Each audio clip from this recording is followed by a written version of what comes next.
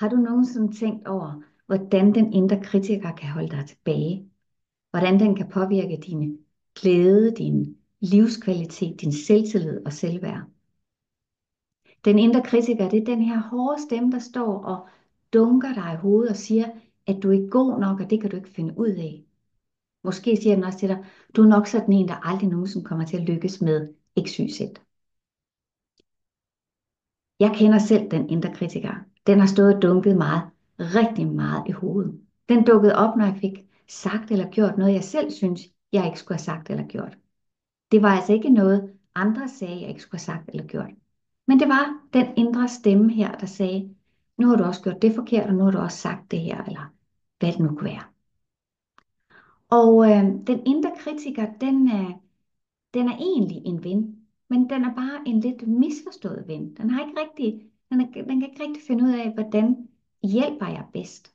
Den tror, at ved at stå og kritisere, så hjælper den bedst. Du har måske hørt det her udtryk, den man tugter, elsker man. Og det er faktisk det, den indre kritiker tror. Den tror, at jo mere den dunker os i hovedet, jo mere anstrenger vi os for at blive bedre og gøre det bedre. Så man kan sige, at det den indre kritiker gør, det er egentlig med henblik på at hjælpe os. Men det har ofte den modsatte effekt. Fordi det den indre kritiker gør, det er, at den får os til at tvivle på os selv. Den gør, at vi måske føler os utilstrækkelige. Den påvirker vores selvværd. Og som jeg også har hørt mig sige, det påvirker vores trivsel. Og hvis den så påvirker os på den måde, at vi så prøver at gøre det endnu bedre, præstere endnu mere, så kan den faktisk også medføre stress. Og i kølvandet på det kan der også ofte opstå angst og depression. Og hvad kan vi så gøre for at vende det her om? Hvad kan vi gøre for at slippe den indre kritiker?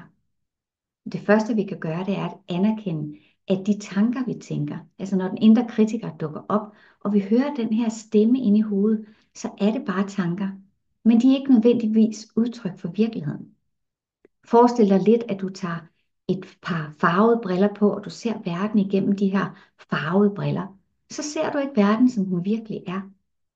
Og sådan skal du også forestille dig den indre kritiker. Så de tanker, det den indre kritiker siger til dig, det er ikke et udtryk for virkeligheden. Men det føles meget, meget virkeligt. Og det kan også påvirke vores følelser. Måske bliver vi ked af det, frustreret. Måske bliver vi vrede på os selv over, at det er også for dårligt, og nu må du anstrenge dig, og alle de her forskellige ting. Og som jeg også nævnte indledningsvis, så kan det faktisk føre til, at vi bliver handlingslammet. At vi, hvis vi nu har nogle mål, nogle ønsker, nogle drømme, at fordi at vi tænker, at det kan jeg ikke finde ud af, så holder vi os tilbage. Den indre kritiker kunne rent faktisk også sabotere et ønske og en drøm om mere sundhed og vægttab.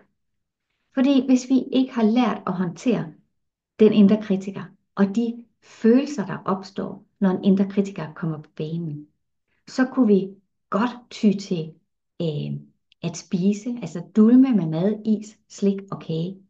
Fordi vi måske på et eller andet tidspunkt har lært, at alle de der tanker og de følelser, der er dukket op, der føltes det rart at dulme med, som sagt, is, mad, slik og kage. Men det hjælper jo ikke. Det er jo lidt ligesom at tisse i bukserne. Det bliver meget hurtigt ubehageligt igen. Fordi hvis vi spiser for at dulme den indre kritiker, eller dulme de følelser, der er opstået, så kan vi hurtigt ryge ind i det, der hedder smerte-dulmecyklusen. Sådan at når vi så har spist, vi har måske overspist, dulmet, så kommer vi ind i en ny smerte af skyld og skam over, at nu gjorde jeg også det, og jeg kan heller ikke finde ud af noget, osv. osv. Sådan kan vi komme til at køre i ring.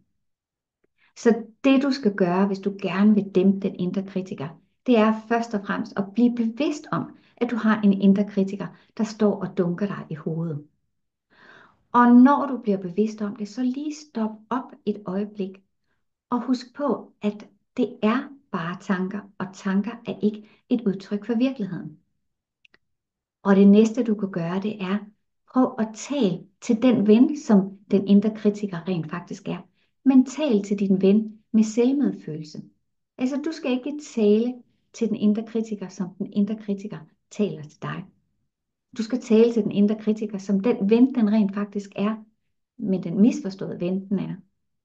Så tal med selvkærlighed, selvmedfølelse til din indre kritiker. Og så skal du selvfølgelig gøre det, du har lyst til, det du drømmer om. Du skal ikke lade den indre kritiker holde dig tilbage. Lidt ligesom Pippi Langstrømpe siger, det har jeg ikke prøvet før, så det kan jeg sikkert godt finde ud af. Der skal du også tænke, at selvom den indre kritiker siger, det kan du ikke finde ud af, og det er du også for dum til, så skal du sige til dig selv, jamen der er jo ikke fejl, men der er læring. Så nu prøver jeg det her, og så ser jeg, hvordan det går. Og hvis nu det ikke lige går, så ved jeg, at det her det er en del af en læringsproces. Og så kan jeg kun blive bedre. Så summa summarum, at gå fra selvkritik til selvværd, det handler altså om, at du skal blive bevidst om din indre kritiker. Du skal kunne stoppe op og blive bevidst om, at det er bare tanker, og det er ikke et udtryk for virkeligheden. Og så skal du tale med selvmedfølelse eller selvkærlighed til din ven, din indre kritiker. Og så skal du gøre det, tag de skridt, der skal til, for at du får opfyldt dine drømme og behov. Og husk på, det som jeg sagde med Pippi Langstrømpe, at det har jeg ikke prøvet før, så det kan jeg sikkert godt finde ud af. Der er ikke fejl, men der er læring. Hvis du oplever, at den indre kritiker spænder ben for præcis din energi, din livsglæde, dit selvværd, måske saboterer den dine drømme om mere sundhed og vægttab, så kan du booke en gratis afklarende samtale hos mig, hvor vi kigger på, hvordan jeg kan hjælpe dig videre med at slippe den indre kritiker og opnå det, du drømmer om. Du kan booke en gratis samtale lige her under videoen.